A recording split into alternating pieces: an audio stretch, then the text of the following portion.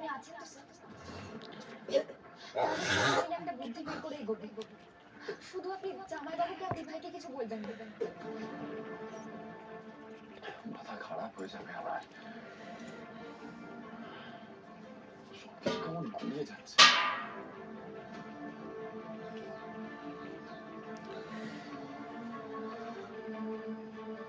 ফুলকি তো মনে মনে বিশ্বাস করিয়ে নিয়েছে যে ওই রাজাবাবুর নামের লোকটার সাথে রুদ্রর কোনো একটা যোগাযোগ আছে, কিন্তু সেটা কি করে সম্ভব? একটা লোক যে নাকি আর্মস ডিলিংয়ের সঙ্গে জড়িত, যে লোক লাগিয়ে একটা মেয়েকে অপহরণ করাতে পারে, সম্ভবত যেই লোকটা ভারতে খুনি পাঠিয়ে একটা মানুষকে খুন করতে পারে,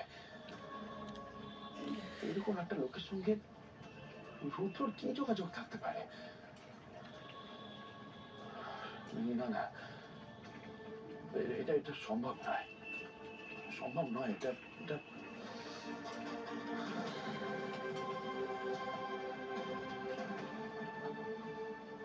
তবে এটাও তো ঠিক, একটা অজানা অচেনা লোক সে হঠাৎ নীলিমা চানুকে কেন অপহরণ করাবে? আর তার জায়গায় একটা লোককে নীলিমা চানু সাজিয়ে ফুলকিকে মারতে পাঠাবে কেন?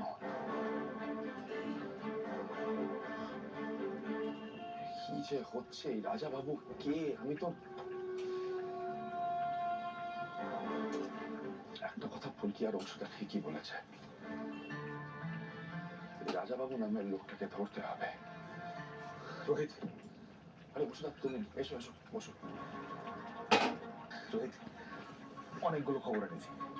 ফুলকির আইডিয়া অনুসারে তমাল, পিয়াল, ধানু, পারমিতা সবাইকে অলরেডি কাজে লাগানো হয়ে গেছে। সব এখনই আসছে। এই তো চলে এসেছি।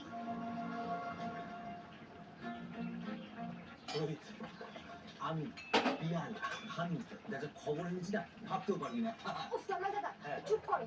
আগে দরজাটা লাগাতে হবে। দাঁড়া।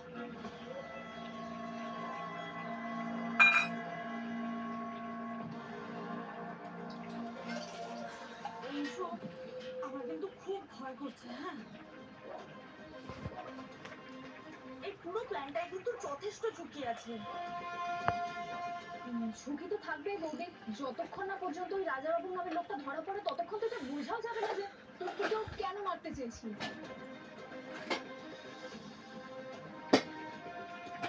বাবা কি